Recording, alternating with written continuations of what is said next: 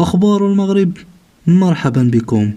إطلاق سراح الدكتور حسن التازي بأمر من جلالة الملك، وهذه هي التفاصيل.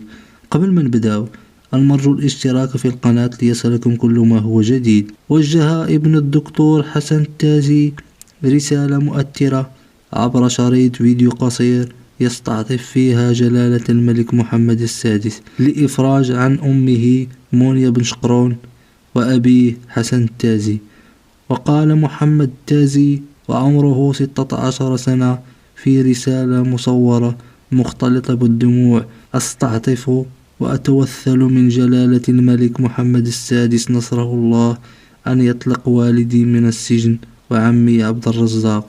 وذكر محمد أنه هو وعائلته دخلوا في أزمة بعد وفاة شقيقه سنة 2020، مناجي من الملك بالتدخل عن إفراج أمه وأبيه. كنتم في رعاية الله، وإلى اللقاء.